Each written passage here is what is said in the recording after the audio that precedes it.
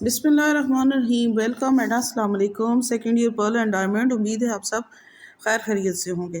تو اسٹوڈنٹس، آج ہم لوگ جو ہے دونوں کے لیے کلاسز کے لیے قومی یکجہتی کا جو مفہوم ہے اس کو بیان کرتے ہیں۔ آج ہم اپنا یونٹ نمبر 8 سٹارٹ کیا ہوا ہے ہم لوگوں نے۔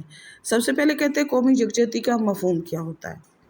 قومی یکجہتی سے مراد قومی مقاصد اور مفادات کے حصول کے لیے قوم کے تمام چھوٹے بڑے گروہوں کا اکٹھا ہونا ہے۔ کیا ہے کہ قومی مقاصد اور مفادات کے حصول کے لیے کیا کرنا ہے؟ قوم کے چاہے چھوٹے ہیں یا بڑے گروہ ہیں، ان سب کا جو اکٹھا ہونا ہے وہ قومی یکجہتی کہلاتا ہے، یعنی ایک جگہ مل کر جو کام کیا جاتا ہے۔ تو یہاں پہ کہتے ہیں کہ ہر قوم چھوٹے بڑے گروہوں کے اشتراک سے بنتی ہے۔ ان تمام گروہوں کے معاشی، معاشرتی اور سیاسی مفادات گو کہ ایک جیسے نہیں ہوتے، لیکن یہ سارے گروہ جغرافیائی لحاظ سے اپنے اپنے مخصوص علاقوں میں رہتے ہیں، اور ان کی مثال کیا ہے؟ باغ میں مختلف رنگ و بو والے پھولوں جیسی ہے۔ اس رنگا رنگی سے ہی باغ میں خوبصورتی ہے، اور اسی طرح ایک قوم میں مختلف قسم کے گروہوں کا جو ہے وہ وجود جو ہے نفرت اور نا اتفاقی کی علامت نہیں، بلکہ یہ پھولوں کے گلدستے کی طرح ساتھ مل کر ایک نیا رنگ پیش کرتے ہیں۔ ان تمام گروہوں کی اپنی پہچان بھی برقرار رہے اور ایک قوم کے افراد بھی ہیں، یہی قومی یکجہتی ہے۔ اس کے ساتھ کہتے ہیں ایک مضبوط قوم اسی صورت میں وجود میں آ سکتی ہے جب مختلف صوبوں، مذاہب، طبقوں، ثقافتوں اور نسلوں کے افراد کیا ہوں؟ قومی جذبے سے معمور ہوں، ان میں اثار، تعاون، رواداری جیسے جذبے موجود ہوں۔ خیالات اور احساسات میں اگر ہم آہنگی ہو تو ہر فرد دوسرے افراد کے لیے اور ہر گروہ دوسرے گروہ کے لیے قربانی، خلوص اور اشتراک عمل کا جذبہ رکھتا ہے، اور قومی استحکام کا دار و مدار کس پہ ہوتا ہے؟ قومی یکجہتی پر ہوتا ہے، اور قومی یکجہتی کے لیے کام کرنا قوم کے ہر فرد کا اہم فریضہ ہوتا ہے۔ جی اسٹوڈنٹس، پہلے تو ہم لوگوں نے پڑھا یکجہتی کا مفہوم کیا ہے، ٹھیک ہے؟ اس کے بارے میں اب آ جاتے کہ وہ کون سے آپ کے خیال میں کون سے مسائل ہیں جو قومی یکجہتی کی راہ میں رکاوٹ ہیں، یعنی آج ہم ان کی رکاوٹوں کے بارے میں ڈسکس کریں گے۔ تو اب جو رکاوٹیں ہیں، سب سے پہلے کیا کہتا ہے؟ جمہوری اداروں کا کمزور ہونا۔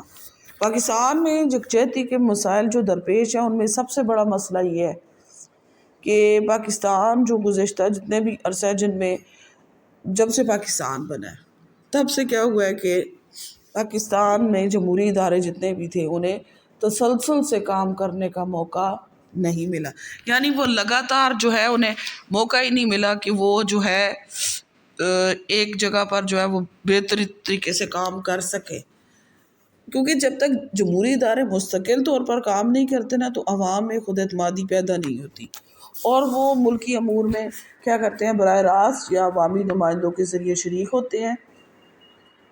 اگر پراپر چلتا رہے نظام تو پھر کیا ہوتا ہے کہ وہ ہمارے ملک میں اس طرح سے وہ بدقسمتی سے پہلے جمہوریت آئی، پھر مارشل لاء لگ گیا، پھر اس کے اوپر پھر مارشل لاء لگ گیا، پھر کچھ ٹائم کے لیے جمہوریت آئی، پھر اس کے بعد پھر مارشل لاء لگ گیا، پھر جمہوریت آئی، پھر مارشل لاء لگ گیا، یعنی ہمارے جو جمہوری ادارے تھے انہیں تسلسل سے کام کرنے کا موقع ہی یہاں پہ نہیں ملا، کیونکہ تسلسل سے کام کرے تو جمہوری اداروں میں یہ ہوتا ہے کہ پھر انہیں تنقید کا حق ہے، لکھنے کی، تحریر، تقریر، ہر چیز کی آزادی ہو، جبکہ اگر مارشل لاء لگ جائے تو اس میں ہر چیز پہ بین لگ جاتا ہے۔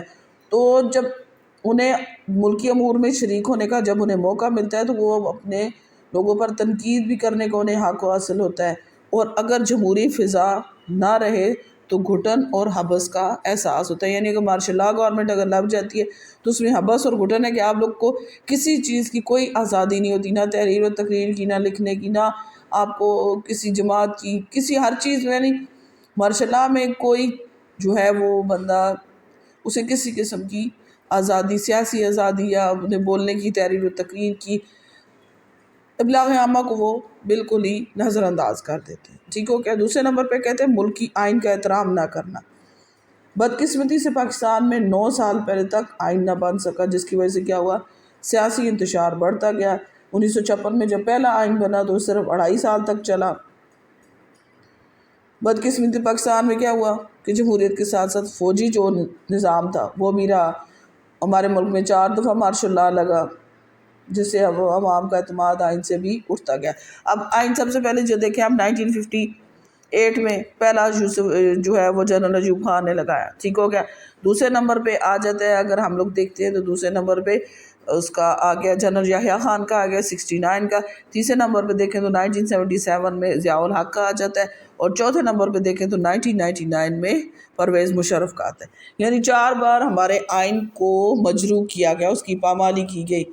تو کیا ہوتا ہے کہ جب آئین جو ہے وہ پراپر نہ کام کر رہا ہو تو عوام کا جو اعتماد ہوتا ہے وہ آئین سے اٹھ جاتا ہے، اور پاکستان صرف اسی صورت میں ترقی کر سکتا ہے جب ہمارے حکمران اور ہماری سیاسی جماعتیں جو بھی ہیں وہ ہمارے آئین کو ایک بہت ہی متبرک چیز مانیں اور اپنے متبرک منشور کے طور پر اپنا، ٹھیک ہو گیا۔ تھرڈ نمبر پہ کہتے ہیں صحیح ترجیحات کا تعین۔ قومی یکجہتی کے لیے ضروری ہے کہ عوام کو صحیح ترجیحات کا شعور ہو تاکہ وہ قومی مفادات کو باقی تمام مفادات پر ترجیح دیں۔ بدقسمتی سے پاکستان میں ایسے لوگوں کی کمی نہیں جو سیاسی جماعت، فرقے اور لسانی گروہ کی خاطر قومی مفادات کو نظر انداز کرتے ہیں اور پھر نفرتیں، کدورتیں اور تعصبات پھیلا کر پورے ماحول کو گندا کر دیتے ہیں، اور قومی سوچ جو ہوتی ہے وہ دھندلا جاتی ہے، ٹھیک ہو گیا۔ نیکسٹ کہتے ہیں خود غرضی اور کرپشن۔ خود غرضی اور کرپشن نہ صرف پاکستانی عوام کو مختلف مسائل سے دوچار کیا بلکہ اس سے قومی یکجہتی، ملک کی ترقی اور خوشحالی میں بھی رکاوٹیں پیدا ہوئی ہیں۔ غیر منصفانہ معاشی نظام ہے۔ آزادی کے بعد پاکستان کو جدید اسلامی جمہوری فلاحی مملکت بنانا مقصود تھا، لیکن مخصوص مفادات کے حامل افراد اور طبقات نے معاشی انصاف کا خواب ہی بکھیر دیا۔ عام لوگ محرومیوں کا شکار ہو گئے۔ دولت کی غیر منصفانہ تقسیم نے کیا کیا؟ طبقات کے درمیان وسیع خلیج حائل کر دی، جس سے قومی یکجہتی کا خواب شرمندہ تعبیر نہ ہو سکا۔ نیکسٹ کہتے ہیں فرقہ واریت اور تشدد پسندی۔ ہم بہت سے پچھلے کئی دہائیوں سے ہم لوگوں کو فرقہ واریت اور تشدد پسندی نے پاکستانی عوام کو کیا کیا ہے؟ اذیت میں مبتلا کیا ہوا ہے۔ اسلام محبت اور امن و آشتی کا مذہب ہے۔ نبی صلی اللہ علیہ وسلم نے ہمیشہ رواداری اور باہم احترام کا درس دیا اور کہا کہ سب مسلمان آپس میں بھائی بھائی ہیں، لیکن بدقسمتی سے فرقہ واریت نے غلط فہمیوں کو جنم لیا، جس کا فائدہ کیا ہو رہا ہے کہ اسلام اور ملک دشمن قوتیں اٹھا رہی ہیں۔ غیر ملکی ایجنٹ فرقہ وارانہ فسادات کراتے ہیں، اور ان کا قومی مقصد کیا ہے؟ قومی اتحاد کو پارا پارا کرنا، یعنی ہماری قومی یکجہتی اور اتحاد کو ختم کرنا ان کا مقصد ہے، اور یہ اسی چیز کا یہ لوگ فائدہ اٹھاتے ہیں۔ نیکسٹ کہتے ہیں سیاسی جماعتیں کا کردار ہے۔ جمہوری نظام میں جو یکجہتی پیدا کرنے کے لیے جو سیاسی جماعتیں اہم کردار ادا کرتی ہیں، لیکن ہماری بدقسمتی یہ کہ پاکستان میں کثیر الجماعتی نظام ہے کہ اتنی ڈھیر ساری یہاں پہ پارٹیاں ہیں کہ کچھ ایسی پارٹیز ہیں کہ جو صرف علاقہ کی حد تک محدود ہیں، یعنی انہیں وفاق کی سطح پر کوئی نہیں جانتا، جنہیں صوبے کے لیول پہ کوئی نہیں جانتا، لیکن پھر بھی یہ پارٹی موجود ہے۔ اور کچھ ایسی پارٹیز ہیں جو منظم ہی نہیں ہیں اور انہیں جمہوری اقتدار کا بالکل علم ہی نہیں ہے، اور وہ صرف کیا کرتی ہیں؟ اقتدار کی خاطر ایک دوسرے کے ساتھ الجھتی رہتی ہیں۔ اور سیاسی جماعتوں میں یہ جو آپس میں ان کی لڑائی ہوتی ہے نا، وہ اپنی ہماری یکجہتی اور ترقی کو بہت نقصان پہنچا رہی ہے۔ نیکسٹ کہتے ہیں قانون کی عدم بالادستی۔ اگر قانون نہیں ملتا، عوام کو سزا فوری انصاف نہیں ملنے کی ضمانت ہوگی تو کیا ہوگا کہ پاکستان میں جو ہے وہ اگر آپ کسی بھی جگہ پر آئین نہیں ہوگے تو معاشرہ آپ کا خود بخود ٹوٹ پھوٹ کا شکار ہو جائے گا۔ بدقسمتی سے پاکستان میں عملی طور پر قانون کی پاسداری کے لیے اتنا کام نہیں ہوا جتنا ہونا چاہیے تھا۔